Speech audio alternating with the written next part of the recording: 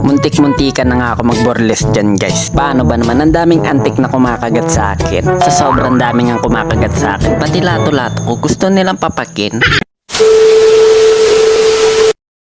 Yo, what's up? Balugs Vlog 2.0. So ngayon guys, for today's video ay nandito kami sa bundok. Pumunta pala kami dito guys para mamasyal at syempre para mangalakal na rin.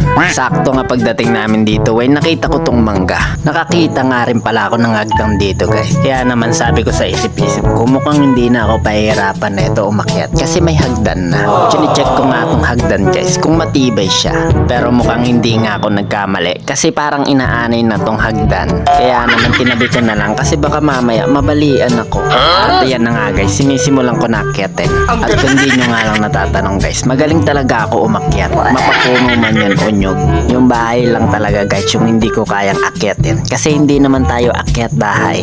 Kung mapapansin nyo nga guys, bigla akong nawala dyan. Parang yung barkada mo, bigla na lang siyang mawawala pag wala ka ng pakinabang sa kanya.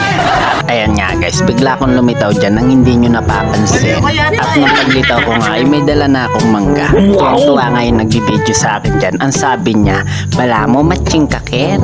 Sabi niya daw sa akin. Bigla nga ako napikon sa sinabi niya. Kaya ang sabi ko, matching ka naman.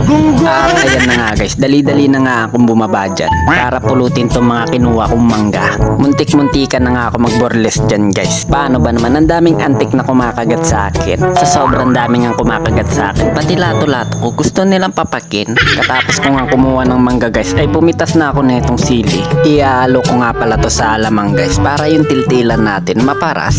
Ewan ko lang kung hindi umusok yung arong ko niyan. At ayan nga guys, sinisimulan ko ng balatan tong mangga. Naglalaway na nga ako dyan guys kasi gusto ko na siyang kainin. Pero pinigilan ko yung sarili ko kasi gusto kong balatan lahat para makuha ko ng magandang video. At ayan na, tan-tananan, nabalatan na natin lahat guys. Syempre kakainin na lang natin yan. Tignan nyo naman, sobrang nakakatakam diba? Hindi totoo yan. Ng anak ko dyan guys, kaso hindi ko siya binigyan kasi sobrang anghang na itong kinakain ko. Panigurado, pag natikman niya to, magtititili na naman yan. Hindi ko na naman alam kung paano patatahanin. At sunod naman guys, binigyan din pala kami dito ng sampalok. Ninanamnam ko nga yung sampalok dyan guys. Pinipigilan ko maasiman kasi baka mamaya pati yung nanonood maasiman sa akin. Tara dito.